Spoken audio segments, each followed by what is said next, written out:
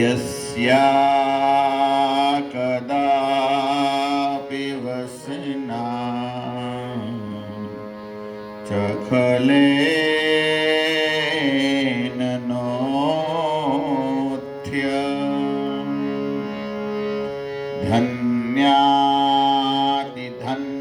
धन्यातिधन्यपवने न कितार्थमानि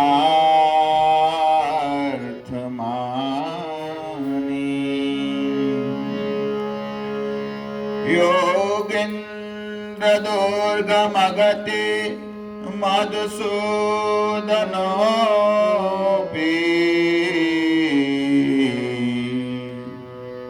तस्या नमोऽस्तु विश्वभानु भुवो दिशेऽपि कृष्णाय वासुदेवाय हरये परमात्मने प्रणतक्लेशनाशाय गोविन्दाय नमो नमः। नाम संकीर्तनं यस्य सर्वपापप्रणाशनम् प्रणामदुःखशमनं तं नमामि हरिपरम्। गोवर्धनं धरं वन्दे गोपालं गोपरूपिणम्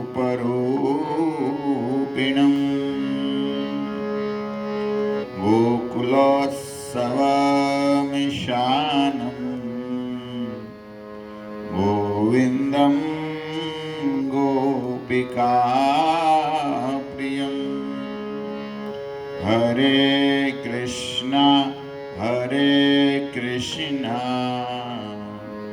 कृष्ण कृष्णा हरे हरे हरे राम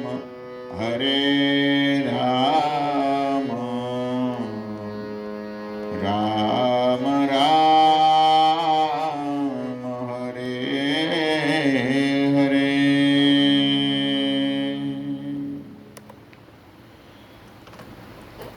हरे कृष्ण। मंगलमय पुरुषोत्तम मास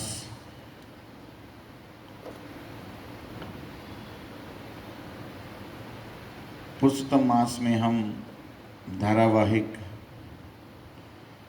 भगवान की कथा का श्रवण कर रहे हैं। मेरा भी सौभाग्य है, मैं भगवान का गुण गा रहा हूँ। भगवान ने मुझे मौका प्रदान किया है, तो ऐसा मौका मिलता है तो सब भक्त को ये मौका का फायदा उठाना चाहिए। भक्ति का बढ़ावा करने के लिए इस मास में हम जितना भी भागवत रामायण गीता पढ़ते हैं, सुनते हैं, तो हमारी भक्ति फली फूली होता है। इसलिए हम सबको थोड़ा तमोगुण त्याग कर, रजोगुण त्याग कर, आलस को निकाल कर भगवान का सेवा करना चाहिए। भागवत पढ़ना ही भगवान की सेवा है, भागवत सुनना ही भी भगवान की सेवा है, गीता पढ़ना ये भगवान की सेवा है। इसलिए एक महीने में हम जितना भी तपस्या करके ये साधना करते हैं तो भगवान प्रसन्न होते हैं। भगवान वेदव्यास जी ने लिखा हुआ एक ग्रंथ नैमिषारण्य में 88,000 ऋषि मुनि बैठे हैं और सुत गोस्वामी को सुंदर आसन प्रदान किया है और सुत गोस्वामी कह रहे हैं, जैसे हमने कल सुना, सुत गोस्वामी ने कहे नारद जी और नर नारायण का संवाद यहाँ पर चल रहा है। देखो इस बृहद नारदीय पुराण में कितना संवाद आता है। तो पहले का संवाद यह है 88,000 ऋषि मुनि और सुत गोस्वामी का संवाद है। फिर सुत गोस्वामी कहते हैं ये संवाद वेदव्यास जी ने नारद जी और भगवान नर नारायण के बीच में हुआ था। फिर भगवान कहते हैं, नर नारायण कहेंगे आगे आएंगे कि देखो एक बार भगवान द्वारकाधीश काम्य वन में आए। वृंदावन में 12 वन है, इसमें काम्य वन है और यहाँ पर पांडवों की जो दुख की संकट जो झेल रहे थे वो देखकर सहन नहीं हुए और कहने लगे, एक कामी क्रोधी कपटी दुर्योधन ने आपको इतना दुख दिया है, मैं इसको मार देता हूँ। तो भगवान बोलते हैं, ऐसा बोले तो युधिष्ठिर महाराज अर्जुन आते हैं और अर्जुन समझाते हुए कहते हैं, नहीं नहीं नहीं, हम ऐसा मत करें। आप देखिए हमारा इतना दुख कष्ट क्यों आ रहा है। तो ये संवाद है कृष्ण और पांडवों का। फिर भगवान कहने लगे, कृष्ण स्वयं पूर्ण पुरुषोत्तम है, इसलिए भगवान का एक नाम है पूर्ण पुरुषोत्तम। पूर्ण है भगवान, अपूर्ण नहीं, पूर्ण। तो ऐसे भगवान कहने लगे कि एक बार मेरे पास भगवान कहने लगे मेरे पास, मतलब पुरुषोत्तम। तो नर नारायण संवाद करते हैं, विष्णु का जो संवाद, और फिर वो मलमास विष्णु के पास जाता है। मलमास कहा जाता है वैकुंठ में। कृष्ण भगवान कहते हैं, हे पांडव, ये मलमास प्रकट हुए और कहाँ गया? वो विष्णु के पास वैकुंठ में गया। फिर वैकुंठधारी भगवान, ये मलमास और भगवान वैकुंठधारी भगवान गोलोक में गए। गोलोक में कौन है? पुरुषोत्तम भगवान कृष्ण। और यहाँ पर इतना संवाद आ रहा है, ये थोड़ा ध्यान दे के सुनना पड़ेगा, क्योंकि यहाँ से कहाँ बात निकलेगा आपको थोड़ा कंफ्यूज हो जाएंगे। तो अभी तो हम दूसरा घाट पर है। अभी नारद जी और नर नारायण के संवाद में, नारायण के संवाद में है। नारद का के साथ संवाद में, ज़्यादा संवाद तो किसके साथ है? नारायण के साथ है। तो नारद जी यहाँ पर आए हैं। तो मैं कल बता रहा था, नारद जी का चरित्र का गान कर रहा था। देखो भक्ति तो यही है, भक्तों का गुणगान गाना। भक्त क्यों? भगवान के बारे में ग्रंथ भागवत या भक्त भागवत सुनिए। तो यहाँ पर जैसे संवाद में जो जैसे भक्त का नाम आ रहा है, तो मैं सोचा यही हम कथा करें ताकि सबको नारद जी के बारे में पता चले। नारद जी ने कल हम कथा में बता रहा था, नारद जी भगवान के पास गए और फिर भगवान इसके सामने भी प्रकट हुए और नारद जी खेद करने लगे, हे प्रभु, मैंने आपको श्राप दे दिया, कुवचन कह दिया, मुझे क्षमा करें, मेरी गलती का मुझे एहसास हो रहा है, क्योंकि भगवान ने ऐसी माया रची थी। तो इसीलिए नारद जी फिर भगवान को याचना करते, प्रार्थना करते हैं। तो नारद जी को मन में अहंकार आ गया था। अहंकार हमारा भक्ति में पतन करते हैं, इसलिए बहुत सावधान हम सबको रहना चाहिए। भक्त को अहंकार नहीं करना चाहिए, क्योंकि अहंकार है ना, जब अहंकार आते हैं तब अहंकार के 9 चेला है, भागवत में लिखा है। भागवत में 11वां स्कंद 28 स्कंद अध्याय और श्लोक नंबर है 15, 11, 28, 15। इस श्लोक में कहा गया है, इस श्लोक में कहा गया है, ये अहंकार जब आता है तब 9 वस्तु प्रकट होती है। क्या क्या होता है? शोक, हर्ष, भय, क्रोध, लोभ, मोह, स्पृह आदय अहंकारस्य दस्यन्ते जन्म मृत्युस्य नात्मना। 9 वस्तु प्रकट होती है। जब अहंकार आता है तब 9 वस्तु प्रकट होती है। जब देह अभिमान प्रकट होता है तब क्या क्या प्रकट होता है? शोक, दुख आता है। अहंकार का मूल कारण है दुख, याद रखना चाहिए।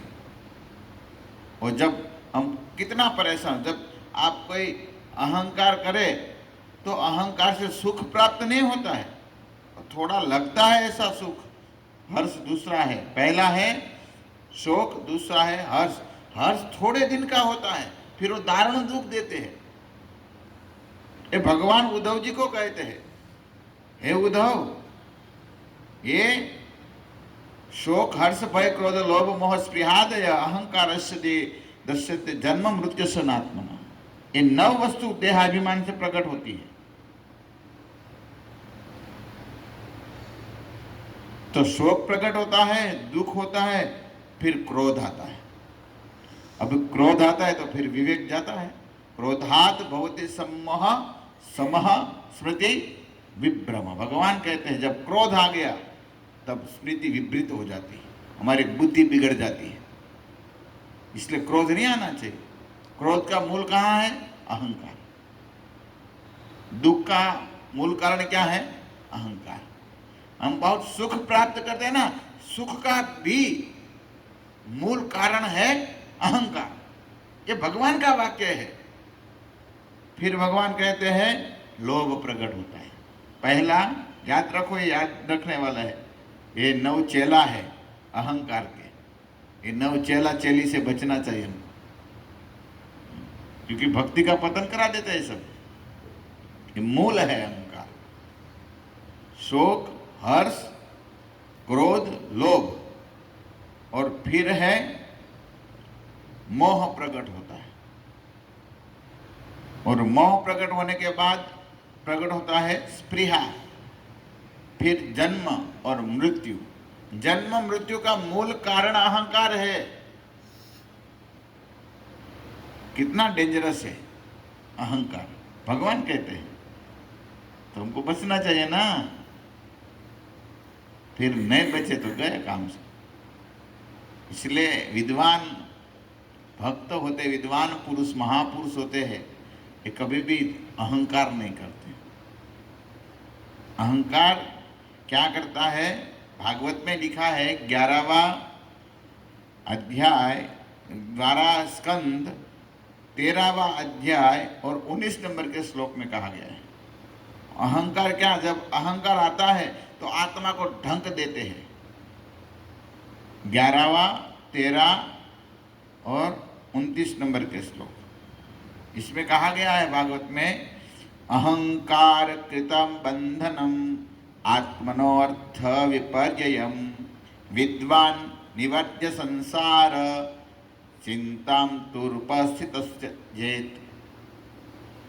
इसमें कहा गया है मैं और मेरा, ये तेरा है, ये मेरा है, ऐसा जब अहंकार आता है तब अहंकार क्या होता है? ये अहंकार आत्मा का बंधन कारण हो जाता है। जो आत्मा में जो आनंद प्राप्त करना होता है वो आनंद को ढक देते हैं। इसलिए अहंकार नहीं करना चाहिए, बचना चाहिए सब भक्तों को अहंकार से। अहंकार से कभी भी किसी का भला नहीं हुआ है। आप चाहे भागवत पढ़ लो, रामायण पढ़ लो, सब कथा मिलती है। थोड़ा भी अहंकार आ जाता है ना तो पतन होता है। नुहुस महाराज चंद्रवंश के बड़े राजा थे और स्वर्ग में इंद्र बन गए, और इंद्र बन गए तो अहंकार आ गया, और अहंकार आ गया तो कामना प्रकट हो गई, है ना। समझ में आते हैं ना जो मैं बताऊं, भगवान जो बताते वो सही बताते। भगवान कभी थोड़ी ना हमारे जैसे गप मारने के लिए बोलते हैं। वो मूल अहंकार आया और अहंकार से कारण कामना प्रकट हुई भी नहीं हुआ। वो कामना प्रकट हुआ तो पतन का कारण हुआ। नुहुस महाराज स्वर्ग छोड़कर एक सर्प बन गए, है ना।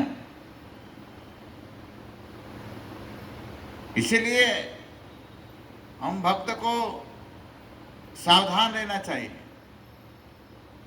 इसीलिए कहते यहाँ पर भगवान उद्धव जी को, विद्वान निर्वेद संसार चिंतन तुर्प स्थित जेत, त्याग देते हैं। अहंकार कभी नहीं करते हैं भक्त लोग, क्योंकि संसार में वो क्या करते रहते, संसार में, और संसार में वो रहकर भी भजन करते। विरक्त लोग होते हैं वो क्या करते, संसार में रहते हैं लेकिन संसार में जो अहंकार और सबको विषय को छोड़कर संसार में रह के भगवान का भजन करते हैं। इसे भगवान कहते हैं। हम सब कहते हैं जब हम होंगे, हम रहेंगे, तभी हमारा घर परिवार चलेंगे, संसार चलेंगे। ये सब मिथ्या है, ये गलत है। हम नए जन्म लिए थे ना, तभी भी संसार चल रहा था, नहीं चल रहा था, अच्छा चल रहा था। हम नहीं थे तो परिवार सब सुखी थे, कोई दुखी नहीं थे। पहले के आज से 30, 40, 50 साल पीछे जाइए, वो सब एक माँ को 5, 7, 6, 10 बच्चा होते थे, मर जाते तब तक एक साथ में रहते थे, जॉइंट फैमिली। इसको तब जॉइंट फैमिली कर, अभी कहाँ जॉइंट फैमिली। एक विजयनगर में रहते हैं, एक बोर तालाब में रहते हैं, एक शिष्य रोड पर रहते हैं, वो बोलते हैं हम जॉइंट फैमिली है। अरे सबका खाना पीना सबका अलग है, कहाँ जॉइंट फैमिली है। 3 भाई है, तीनों अलग रहते हैं, है ना, नहीं है, कहाँ जॉइंट फैमिली है। और पहले देखो छोटा सा घर होते थे गांव में, और सब परिवार साथ में रहते थे, नहीं रहते थे।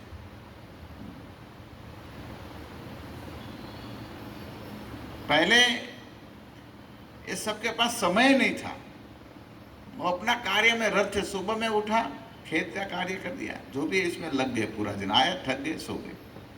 और अभी फ्री है सब, झगड़ा अलावा कुछ काम नहीं है हम सबको। इसलिए सावधान। मैं करता हूं, ये अहंकार जब नहीं जाता है तब तक हम फंस जाते हैं। सबको ऐसा है, मैं ही कर रहा हूँ, हाँ मैं ही मंदिर चला रहा हूँ। भाई मैं नहीं होता तो मंदिर नहीं बनता। वाह, मैं नहीं होता तो घर बनता ही नहीं। मैं कमाया इसलिए तो ये प्लॉट लिया, खेत लिया, फिर इस पर मकान बनाया। मैं जब आता है तब ये बंधन का कारण होता है भक्ति में। इसलिए हमारे गुजरात में नरसिंह मेहता कहते हैं, हूँ करूँ एज अज्ञानता, हूँ करूँ एज अज्ञानता, सकट नो भार जे स्वान ताने रे। स्वान मतलब कुत्ता। और जब गांव में हमने देखा है कई बार ऐसा चिन्ह देखा है, एक बैलगाड़ी जा रहा है और बीच में कुत्ता चलता है, और कुत्ता को ऐसा लगता है हाँ हाँ ये बैलगाड़ी तो मैं उठा के जा रहा हूँ। अरे भाई तू कहाँ उठाएंगे? तो ऐसे संसार में लोग को ऐसा ही है, मैं घर चला रहा हूँ, मैं नौकरी कर रहा हूँ, बिजनेस कर रहा हूँ, इसलिए मेरा घर चल रहा है। अरे तने गमे त्यारे अटक आई जाए फटाक्यो थी जाए तो तारू घर हाल छे। समझ में आता है मेरी बात? कभी भी कोरोना हो सकता है, हाँ? नहीं हो सकता है और जा सकते हैं। कोरोना हो के ऐसा नहीं जिंदा रह सकते, कुछ भी हो सकता है। चिकनगुनिया हो सकता है, फ्लू हो सकता है, क्या क्या रोग है, कैंसर, कितना रोग है, कुछ भी हो सकता है, मर सकते, कभी भी मर सकते। तो ऐसा मत सोचिए मैं होता हूं तो ही चलेगा। इसलिए भगवान गीता में कहते हैं प्रकृति क्रियमाणानि गुणे कर्माणि सर्वश अहंकार विमंडात्मा कर्ता हमिते मन्यते। वो मानते मैं कर रहा हूं, ए भाई भगवान कहते हैं छोड़ दो, करता हमिते मन्यते, मैं ऐसा सोचो। भगवान ने मैं करता हूं मतलब भगवान कहते हैं मैं करता हूं ऐसा समझो, मतलब भगवान द्वारकाधीश करते हैं, कृष्ण कहते हैं, वो कृष्ण करते हैं ऐसा समझो। लेकिन क्या होता है इस श्लोक हम करते हैं, मैं करता हूं मैं करता हूं, ये जब जाता नहीं है तब तक लोग फंस जाते हैं। कब जाएगा? भगवान को प्रार्थना करो, हे प्रभु ये कब जाएगा हमारा अहंकार? जाता नहीं है और बार बार ये अहंकार हमको परेशान करते हैं भक्ति में, बाधक है। इसलिए संत लोग गाते हैं, कहते हैं સહુને એક દી માટીમાં મળી જવાનું છે, સહુને એક દી માટીમાં મળી જવાનું છે, ઢળે છે સંધ્યા એમ ઢળી જવાનું છે, ઢળે છે સંધ્યા એમ ढली जवानों से। समझ में आया? और कहते हैं सब मतलब सब लोग को एक दिन माटी में मिल जाना है, किसी तरह मिलना है। तो कहते जैसे संध्या होता है वो उदय होता है फिर अस्त भी होता है, जैसे सूर्य में अस्त होता है और अंधार आ जाता है, एक दिन इस शरीर में आत्मा निकल जाएगा, अंधार आएगा, कोई इसको स्पर्श भी नहीं करेगा। हम कितना भी इस चमड़े को प्रेम करते हैं ना, हमारा परिवार को प्रेम करता है ना, वो मर जाता है ना, बाद में बोलते जल्दी इसको निकालो, चलो चलो इसको शमशान तक ले जाओ, चलो दफनाओ करेगा, कोई नहीं प्रेम करेगा। मर जाने के बाद कोई इसको चुंबन करता है? बहुत पहले बहुत चुंबन करते, बाद में करते हैं? डरते हैं यही शरीर से डरते हैं। तो क्या गर्व, क्यों हम अहंकार करते हैं शरीर का? मर जाने के बाद इसको भी हम हमारा कितने प्रेम कर रहे हैं, बच्चे परिवार हाँ पति सब प्रेम कर रहे हैं, लेकिन वही बोलेंगे चलो चलो जल्दी संध्या ढलने के बाद पहले इसका अग्नि संस्कार कर दो, निकालो। और जो प्रेम करने वाले थे वही सब बोलते हैं। इसलिए સહુને એક દે માટીમાં મળી જવાનું છે, ઢળે છે સંધ્યા એમ ઢળી જવાનું છે, યુવાની એટલે ટટ્ટાર ચાલવાનું છે, બુઢાપો એટલે વાંકા વળી જવાનું છે। हाँ? युवानी में टटार चलते थे, कितना टाइट चलते थे हम, हाँ स्टेट चलते थे, और फिर बूढ़ा हो गया तो झुक गए। नहीं चलता है किसी के, भाई काल के सामने किसी का नहीं चला है। हम कौन, कितना भी अहंकार कर लो, बूढ़ा होने के हम टटार चलना है, नहीं चल सकते, क्योंकि कमर में टूट गया है, फिर झुक जाता है, पूरा ऐसे झुक जाता है, लट्टी का सहारा लेके चलना पड़ता है। रोज आ राजताजनी पाछळ हाज थावोमा, आ राजताजनी पाछळ आसक्त थावोमा बरफनी जेम बधु पीगળી जवानुं छे। ये हम आसक्त होते ना राजताज परिवार, ये सब पिघल जाएगा भाई, ओगળી जैसे।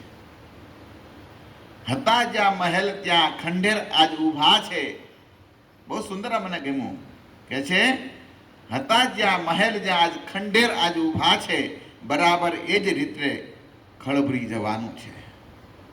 आज पहले जो बड़े बड़े राजा थे, बड़े बड़े महल बनाए थे, महल में कोई देखने भी नहीं जाते हैं भाई, भूत होता है, खंडेर पड़ा है। और देखो पहले राजा लोग ने रहने के लिए सब बनाया और फिर इसमें कौन रहते हैं? भूत रहते हैं। कई बड़े बड़े, अब मीराबाई के चरित्र में भी आता है, मीराबाई के जो ससुराल में गए तो यहाँ पर एक बड़ा भूत बंगला था, बंगला बना जिसमें भूत रहते, तो मीराबाई को यहाँ पर भेज दिया। कथा मिलती है। इसीलिए સહુને एक दी माटी में मળી जवानुं छे, ढले से संजय एम ढली जवानुं छे। समझो, समझना पड़ेगा। ये 4 दिन की जिंदगी है भाई, क्यों हम अहंकार करते हैं? 4 दिन की ये जिंदगी है। इसलिए संतों ने, जैसे 4 वर्ण आश्रम होते हैं ना, वर्ण और आश्रम, इसलिए 4 दिन की जिंदगी कहा है। कैसे 4 दिन की? तो बोले 25 साल वो 1 दिन है, और 25 से 50 वो दूसरा वानप्रस्थ है, और तीसरा है गृहस्थ, फिर तीसरा वानप्रस्थ, चौथा है संन्यास। ये 4 दिन की जिंदगी है, लेकिन हमने वो कितना मान लिया, अरे हम तो भाई कितना जिएंगे, 4 दिन ही है हमारे पास, समझो। इसलिए वो संत कहते हैं 4 दिनों की जिंदगानी में तू काहे भरमाया। वो कहते हैं चेत अरे माटी के पुतले, चेत अरे माटी के पुतले, न घर तेरी काया। चेत अरे माटी के पुतले, न घर है तेरी काया। 4 दिनों की जिंदगानी में तू काहे भरमाया हो प्यारे, तू काहे भरमाया।